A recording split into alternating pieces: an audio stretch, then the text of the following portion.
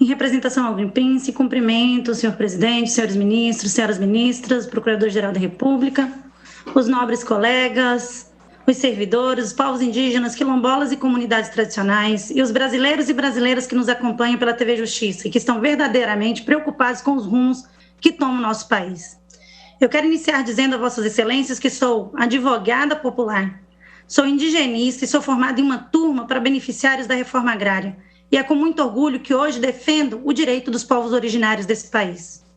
O Greenpeace buscou, em suas manifestações, trazer para essa Suprema Corte vários elementos e aspectos jurídicos ambientais a serem observados no julgamento do presente processo, por entender que há importantes contribuições de defesa e proteção às florestas, especialmente às terras indígenas e unidades de conservação.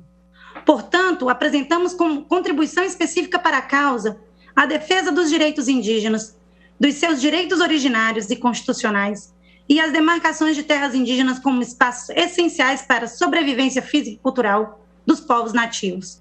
Defendemos também que as terras indígenas desempenham um papel determinante na contenção do desmatamento e nas estratégias de mitigação e adaptação das mudanças climáticas, e que os povos originários preservam a natureza e prestam serviços essenciais à nação brasileira. Excelências, a Convenção da Diversidade Biológica, no qual o Brasil é signatário, estabeleceu a criação de áreas protegidas como uma das melhores ferramentas de conservação da biodiversidade. No Brasil, essas áreas estão sob gestão especial e englobam as universidades de conservação, as terras indígenas e os territórios quilombolas, conforme o Decreto 5758 de 2006. Em nossos memoriais, Excelência, citamos inúmeros estudos que mostram a eficácia da criação dessas áreas protegidas para a conservação da natureza e o alcance de metas nacionais e acordos multinacionais para a conservação da sociobiodiversidade. Inclusive, existem alguns estudos que mostram que a destinação de florestas públicas para a gestão de uso comunitário pode ser mais eficiente em frear o avanço do desmatamento do que a destinação para unidades de conservação de proteção integral. Alguns dados explicitam a importância dos povos indígenas na conservação da natureza. Imagina, os povos indígenas ocupam apenas 5% da população mundial.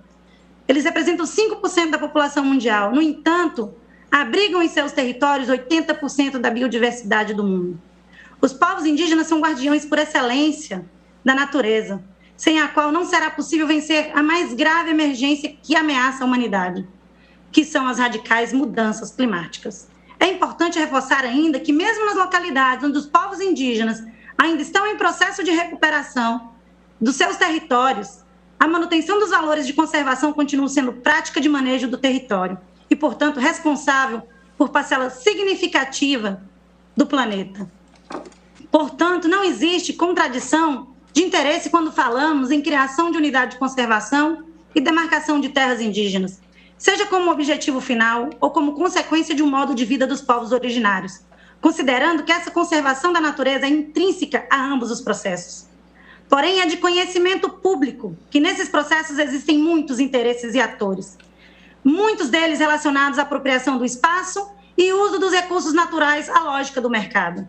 Excelências, as terras indígenas é um direito originário dos povos, e o artigo 231 da Constituição é claro em determinar e reconhecer esses direitos. É expressa. As terras indígenas têm uma definição estabelecida na Constituição Federal de 1988. E não importa onde elas estejam, nem que limites elas tenham. Conforme já afirmou o professor Carlos Maré em vários de seus estudos, artigos e pesquisas, o que define é a ocupação indígena. E a ocupação é habitação, é utilização produtiva, é preservação dos recursos ambientais e possibilidades de reprodução física e cultural. Não precisa estar demarcada, nem ter um ato que crie ou demarque, podendo ser, inclusive, aquelas que guardam sagrados cemitérios, espaços importantes para a preservação cultural e religiosa dos povos. A presença de seus ancestrais no território confirma a tradicionalidade da ocupação pelos povos indígenas. Portanto, qualquer terra que se encaixe na descrição e conceituação do artigo 231 é indígena. Demarcar, portanto, deveria ser apenas um ato administrativo, favorecedor do desempenho e eficácia desse direito. Então, excelências, nesse sentido, o Greenpeace pugna que seja integralmente procedente a teoria do indigenato reconhecendo, em consonância à Constituição Federal de 1988, a legislação e jurisprudências nacionais e internacionais, o direito originário dos povos indígenas das terras tradicionalmente ocupadas, usufruto exclusivo das suas riquezas, do solo, dos rios e dos lagos existentes, constituindo-se em bem de domínio da União, de caráter inalienável, indisponível, e o direito sobre a terra imprescritível, sendo nulos quaisquer títulos de terceiros. Requer ainda, excelências, que o reestabelecimento da teoria do indigenato e a refutação da tese da morte dos povos indígenas, que é a tese do marco temporal. Muito obrigada, excelência.